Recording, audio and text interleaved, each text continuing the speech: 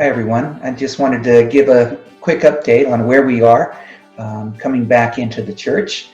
But before I do that, first of all, I want to say how much Carolyn and I have missed everyone. We've stayed in contact with a lot of you through Zoom and through visits and those kinds of things and meetings. But we're looking forward to seeing everyone again. There's so many of you that are so precious to us, and we've not been able to see you because of this coronavirus and the social distancing that's been required and the closing of the church building. We are looking forward to restarting again, and I'll talk a little bit about that in a minute. Thank you so much, though, for being a light where you are in the lives of the people you've been touching. I've been getting so many good reports about the difference that you have been making in people's lives, and people have brought in requests to the church, and every one of those requests have been met to the best of our ability. And it's just been great to see people coming alongside of people who need work done in their homes, people who need food, people who need help with their bills.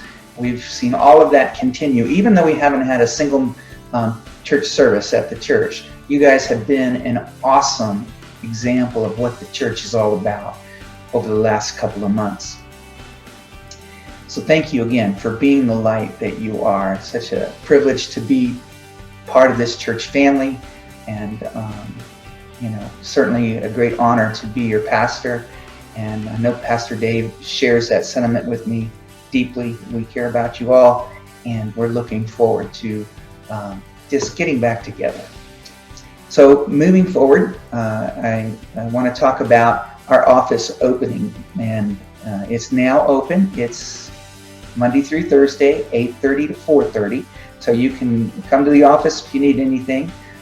Obviously, if you're not feeling well, don't do that.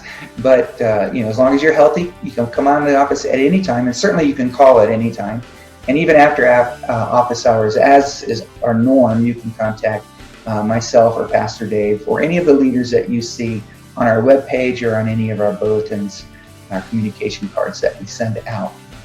So we're looking forward to moving beyond that now in the next week or two to not just opening our office, but opening our whole church and our whole church building so that we can gather again as a group. So it's not a reopening. We've been open, as I've shared with you up to this point, but more of a regathering, and we're going to gather together again in number. However, it will be restricted as we begin, and of course, masks will be involved. Hand sanitizers will be involved. Social distancing will be involved. All those things will be necessary as we honor the authorities that God has placed over us. We want to do that, and we will do that. So be looking for a video right before we open. It'll either be this week or next week, but we're going to take a little walk through the building, and we're going to show you the different areas of the building and how it's all going to be set up for you all coming back. And so that you won't be totally surprised by the changes in order to accommodate those restrictions that we will have. First of all, everything is tentative right now in the state of Colorado as to what they want to do, but they have sent out a list of guidelines, both required and highly suggested, and we are making our plans in accordance with that draft proposal. Now, hopefully, from what we hear, we might hear from the governor as early as this Thursday, and allowing us to come back and allowing us to move forward with these in place. So just to give you a few of the overall highlights of the restrictions, things that will impact us. We'll reduce the number of chairs in our auditorium. We'll take every other row out. We'll take those rows and put them in our gymnasium for an overflow area, and we'll space them the same way that we have the auditorium space. In the gymnasium, we'll have a large screen, and so whatever's going on in the main auditorium will be broadcast on that main screen. And while you won't be right there in person, you'll be a few feet away, and in the gymnasium. We're looking at opening our children's department. A lot of that will require a few more helpers, people who are workers that are willing to come alongside and join in working with the kids. They have recommended a 1-to-7 ratio for children's ministry, so 1 adult for every 7 kids. Right, we're pretty close to being able to do that with what we have right now, but if you're available, we'd love for you to volunteer for that.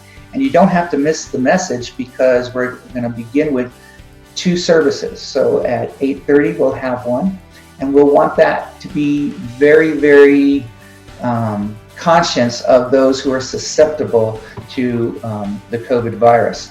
And the reason for that is it'll help others come back to church sooner if they know that there's extra precautions being taken in that service. And so if you are susceptible to it and you are wanting to come back, I would suggest coming to the 8:30 service. There will be no children's ministry during that time, no child care whatsoever, no baby care, nothing. It'll just be a service. You're welcome to come to that service if you have children, and as long as they sit with you in the main sanctuary, and you are responsible for helping them maintain the social distancing that's required by the state. So thinking forward, then the 10 o'clock or probably 10:15 service, because we'll need time to clean the church between the 2 services. So the second service will be 10:15, and in that one, just normal service, with the exception of course, of the social distancing. There'll be rules as far as how you enter and those kinds of things. And so at the very beginning, it's going to be very strict, very regimented, I guess, more is the word I'm looking for.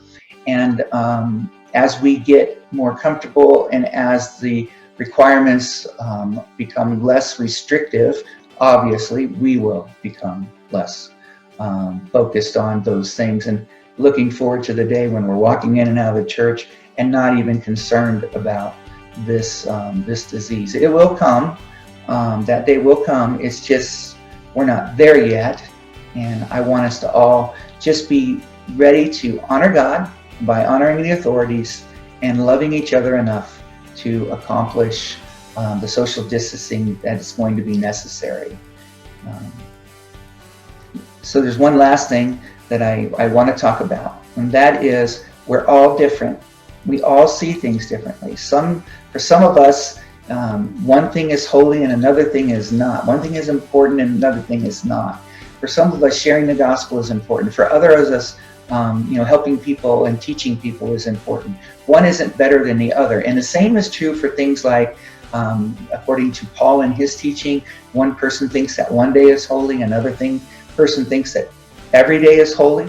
And then he gives us some very clear guidance that I think is appropriate for us coming back. He says to the one who thinks one day is holy, he should not look down on the one who thinks every day is holy.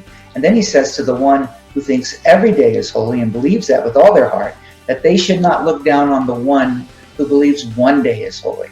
If that's true for holy days, that's got to be true for whether we wear a mask or not and those kinds of things.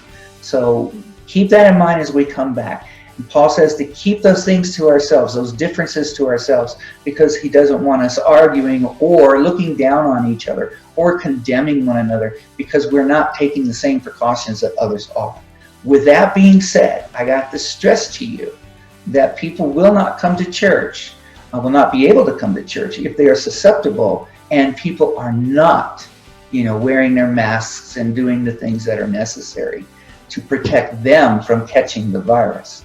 So the Bible is very clear on that too, that we should not do anything that causes our brother to stumble. And I would put it this way, in this time, we should not do anything that keeps one of our brothers and sisters from coming to meet with us on a Sunday morning. I don't like wearing a mask. I don't like to look at people wearing masks. I much prefer to see your shining faces. It's harder to see a smile when you're just looking at eyes. It's possible, but it's harder. And I just want you to know, though, that we really are going to get back to normal, but we can't start back normal. So just please pray about coming back and being a blessing to the others who are there. It's not just for us too, it's also our community. They want to make sure that we're not, creating an environment where people are getting sick and then walking back out into their community and getting them sick. So let's do our best to follow the rules. I know that you're wondering about masks. Masks will be required under the beginning phases of this. The only exceptions are children under the age of 2 will not be wearing masks. And if you have trouble breathing, you are not to wear a mask. And if you are not capable of taking that mask under your own strength and under your own power, you are not to wear a mask. Other than that, everyone is to wear masks, except those who are presenting while they are presenting. So when I'm done with the message and I come off that stage, the mask has to come on for me. So that's just, again, to keep in line with the government and what they're requiring. As far as the numbers coming into our building, we are allowed, it looks like we're going to be allowed 50 in the sanctuary, maintaining social distance, and 50 in the gymnasium, and then 10 each in each of the classrooms for the children. So we are capable of handling 120 kids, and which is our normal children's ministry. And we are capable of handling 200 total adults, which is pretty close to our normal. If we have a higher demand, which I don't think we will at first, because some of us will be more cautious. If we have a higher demand, we will add a service so that everyone can. So that's where we are. I just wanted you to know that, that I am very much looking forward to getting back. As soon as we can, we will let you know. Be looking on our webpage. I will definitely update this Friday, if not sooner. If we're going to be open this Sunday, as soon as we know we can, we will get the word out.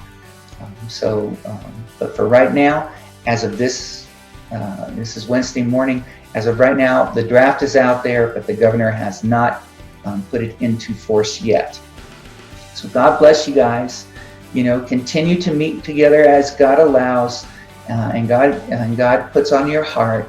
And as our community social distancing, keep that in mind, that we want to keep them safe. But get together. Continue to do what you've been doing. Classes will be both online and in person. Sermons will be both online and in person. Children's and youth ministries will keep you going as best they can. And when we can get all back to normal, we will. But until then, let's do our best to do the best we can. God bless you guys. Have a great day.